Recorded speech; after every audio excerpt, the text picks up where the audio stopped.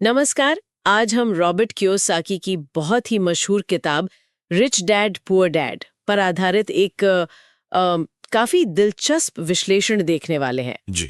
ये स्रोत सिर्फ किताब की कहानी नहीं बता रहा, बल्कि ये देख रहा है कि ये लोगों की सोच पर इतना गहरा असर क्यों डालती है। तो चलिए समझते हैं ऐसे। बिल्कुल। और देखिए, ये विश्लेषण शुरू ही होता है किताब के उस मेन आइडिया से, वो दो पिताओं वाली कहानी। हाँ हाँ। एक तरफ है लेखक के अपने पिता, जिन्हें वो कहते हैं पुअर डैड। काफी पढ़े लिखे थे, सरकारी नौकरी में। उनका सीधा सा मंत्र था, भाई अच्छी पढ़ाई करो, खूब मेहनत करो और एक सुरक्षित नौकरी पकड़ लो। स्टेबिलिटी पर जोर। बिल्कुल, जॉब सिक्योरिटी। और दूसरी तरफ उनके दोस्त के पिता, रिच डैड। अच्छा। उनका नजरिया बिल्कुल अलग था। वो कहते थे, अरे पैसे के लिए क्यों खटना, कुछ ऐसा बनाओ कि पैसा तुम्हारे लिए काम करे। अच्छा, मतलब माइंडसेट का फर्क। हाँ, वो अवसर बनाने और उन्हें भुनाने की बात करते थे, नौकरी पाने की नहीं। और ये विश्लेषण इसी फर्क को किताब का सार मानता है। सही कहा।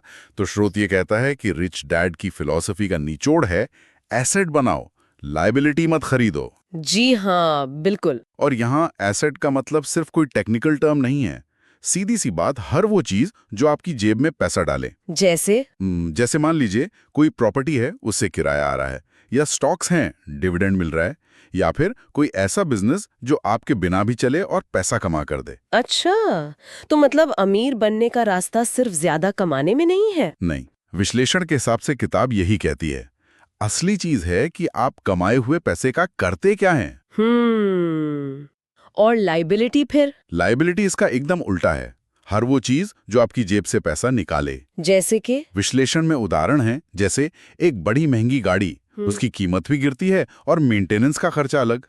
या फिर लोन लेकर खरीदे गए शौक के सामान। स्रोत ये पॉइंट आउट करता है कि किताब के अनुसार आम लोग अक्सर लायबिलिटीज को ही एसेट्स समझ बैठते हैं और उसी में फंस जाते हैं। हाँ, अनजाने में वो एक तरह का जाल है। ये तो सोचने वाली बात है। तो क्या स्रोत ये कह रहा है कि किताब का मैसेज सिर्फ इन्वेस्टमेंट टिप्स के बारे में है? नहीं नहीं, उससे कहीं गहरा है। स्रोत के मुताबिक किताब का जो सेंट्रल आइडिया है वो है, पैसे के लिए काम मत करो, पैसे को अपने लिए काम करने दो। अच्छा, don't work for money, late money work for you. बिल्कुल। ये सिर्फ निवेश की बात नहीं है, ये एक पूरी एक मानसिकता है, वो चूहे दौड़ से बाहर निकलने की बात। चूहा दौड़ मतलब वो सिलसिला जहां लोग ज्यादा कमाने के लिए ज्यादा मेहनत करते हैं, फिर खर्चे बढ़ जाते हैं, तो उन खर्चों को पूरा करने के लिए और ज्यादा मेहनत करनी पड़ती है। ये कभी खत्म नहीं होता।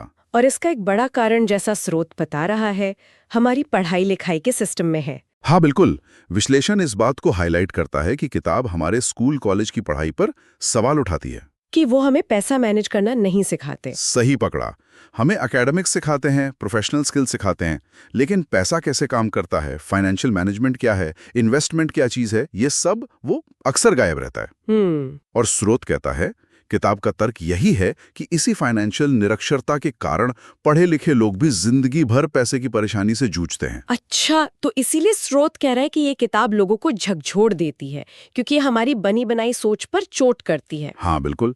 स्रोत का मानना है कि किताब का सबसे बड़ा इम्पैक्ट यही है, ये आपको मजबूर करती है अपनी आर्थिक स्थिति, अपने विश्वासों पर दोबारा सोचने के लिए। और पैसे का डर कम करती है। हाँ, वो डर कम करके फाइनेंशियल फ्रीडम को एक हासिल करने लायक लक्ष्य की तरह देखने में मदद करती है।